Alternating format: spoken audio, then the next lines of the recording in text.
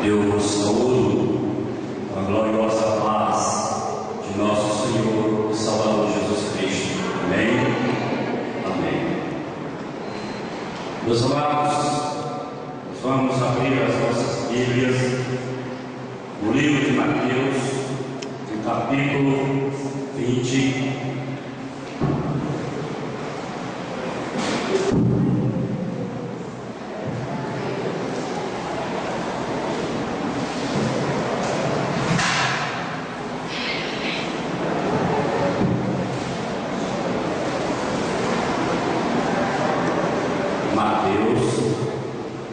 Capítulo 20, de 1 a 16. Amém, igreja?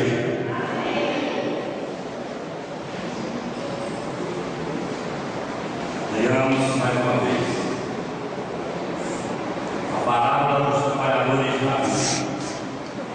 Porque o reino dos céus é semelhante a um dono de casa que saiu de madrugada para assalariar trabalhadores para a sua vinha, e tendo ajustado os trabalhadores a um denário por dia, mandou-os para a vinha. Saindo pela terceira hora, viu na praça outros que estavam desocupados, e disse-lhes: ide vós também para a vinha, e eu vos darei o que for justo. Eles foram, tendo saído outra vez perto da hora sexta e da nona, procedeu da mesma forma, e saindo por volta da hora 10ª, encontrou porque estivesses aqui desocupados o dia todo? Responderam: porque ninguém nos contratou. Então lhes disse ele: ide também vós para a vinha. Ao cair da tarde, disse o senhor da vinha ao seu administrador: chama os trabalhadores e paga-lhes o salário, começando pelos últimos, indo até os primeiros. Vindo-os da hora 10ª, recebeu cada um deles um denário. Ao chegarem os primeiros, pensaram que receberiam mais, porém também esses receberam um denário cada um. Mas tendo recebido, murmuraram contra o dono da casa, dizendo: estes últimos trabalharam apenas uma hora, contudo os igualaste a nós, que suportamos a fadiga e o calor do dia. Mas o proprietário, respondendo, disse ao deles: amigo, não te faço justiça, não combinaste comigo um denário? Toma o que é teu e vai, pois quero dar a este último tanto quanto quero que é meu. Ou são maus os teus olhos, porque eu sou bom. Assim os últimos serão primeiros, e os primeiros serão os últimos, porque muitos são chamados, mas poucos escolhidos. Deus amado, ao meditarmos na preciosa palavra de Deus, onde a sua palavra tem algo a nos ensinar nesta noite, a cada um do que aqui estamos, porque aqui está a constituição do governo de Deus para todo ser. A sua palavra, ela é verdadeira, fiel, e a sua palavra, ela tem trabalhado em nossos corações e trabalhará em todos os tempos, se assim dermos lugar para aprendermos, para ouvirmos a voz do Mestre. Meus queridos e amados irmãos, nesta parábola podemos aqui não somente falar de denário, de vinha, de homens que foram contratados, de homens que ficaram insatisfeitos, de homens que estavam ociosos, de outros que não foram contratados. Mas o que é esta palavra que vamos falar nesta noite? Meus amados,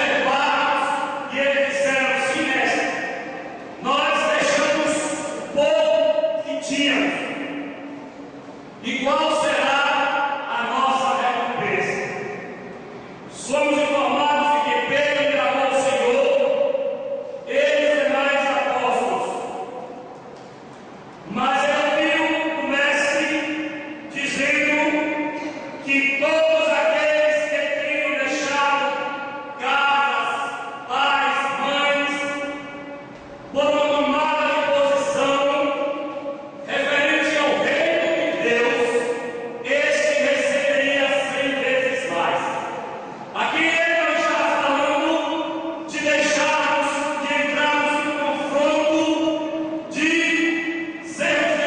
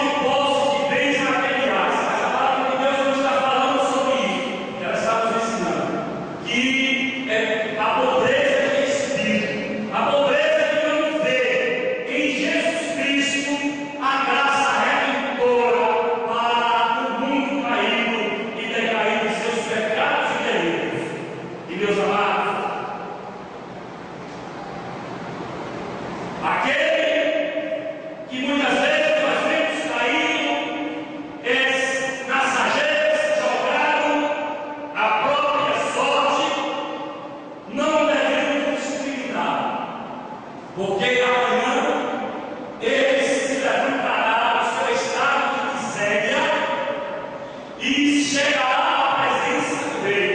Porque a palavra de Deus diz que Deus pega o homem, joga-o no mundo e o faz adorar a Cristo. Porque essa é a função de Deus e Jesus Cristo, de restaurar vidas, de consolar vidas para o seu reino.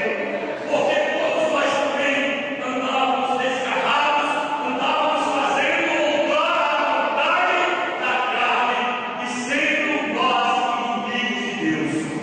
Por isso, não olhe com um olhar de desprezo por qualquer que seja o ser humano, mas olhe com um olhar de graça, de misericórdia que o Senhor tem colocado dentro de nós, porque só assim nós alcançaremos vidas que estão desgarradas, vidas que estão precisando ouvir a voz do Mestre, dizendo: vinde a mim, todos vós que estáis cansados e oprimidos, e eu vos aliviarei.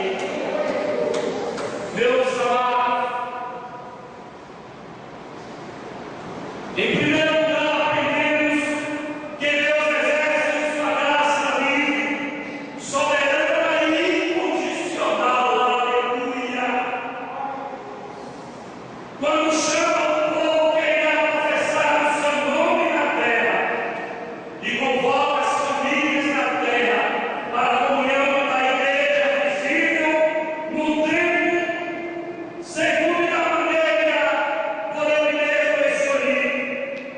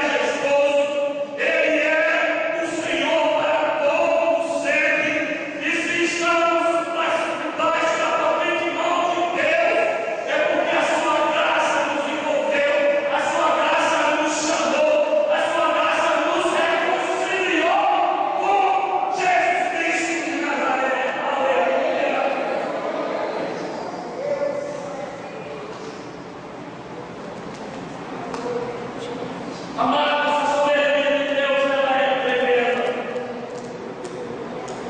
Ela é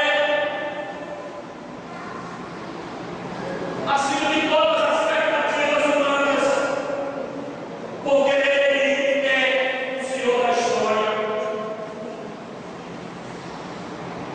Aqui no versículo de número 1, ouvimos, pois, a leitura, porque o reino dos céus é semelhante a um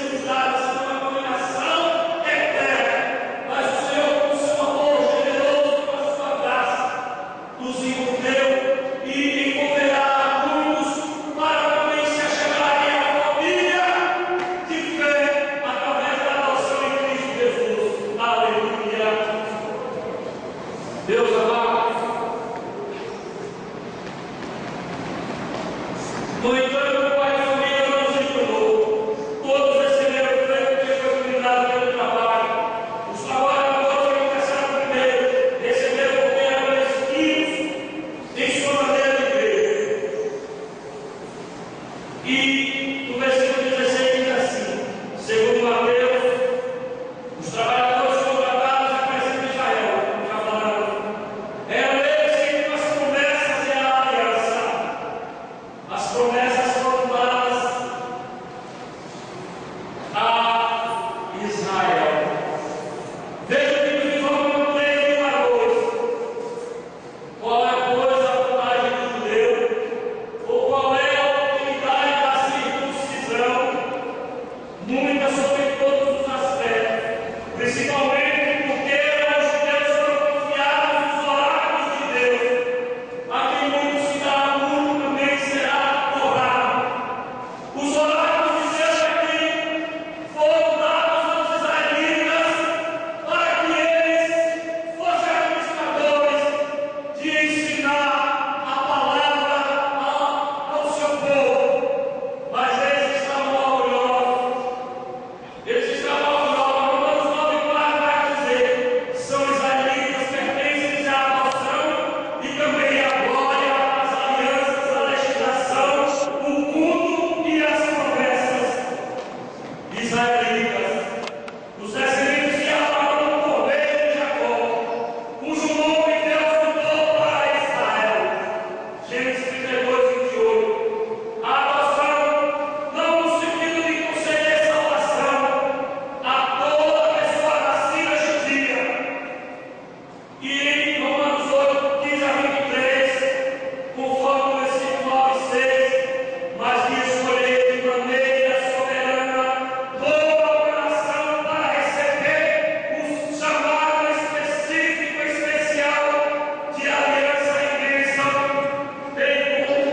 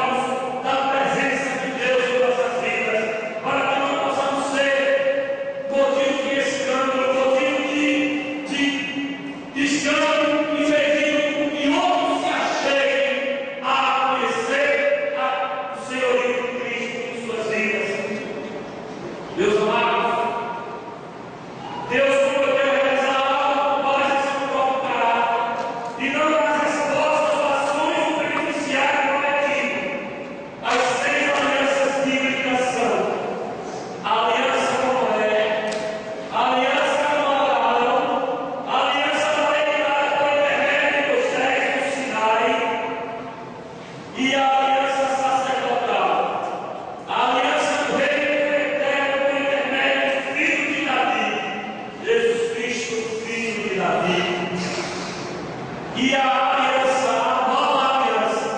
nova aliança que foi dada através de Cristo, essa é a nova aliança. E a Bíblia diz que foi uma aliança de sangue, porque sem derramamento de sangue não há remissão de pecados. E meus amados, todas essas alianças, com exceção da aliança mosaica, são eternas e unilaterais. E não podemos nos descuidarmos de que acharmos que somos melhores do que outros, porque na verdade não somos. É a graça do nosso Deus que nos envolve e que nos leva para uma exclusividade de Cristo, para um amadurecimento espiritual, porque só através da graça é que nós seremos tidos como vencedores. E em Efésios 2:11, diz: os gentios e os judeus são unidos pela cruz de Cristo. Nem os judeus nem os gentios, todos somos unidos em Cristo através da cruz, que Ele se entregou sem reserva para a remissão dos nossos pecados. E no capítulo, versículo 11, se tornando lembrar de que eu agora, vós gentios, na carne chamados incircuncisão, por aqueles que se intitulam circuncisão na carne por mãos humanas. A circuncisão era um processo cirúrgico aplicado através do ato cirúrgico, quer dizer, era o homem que realizava essa incisão. Mas agora nós fomos chamados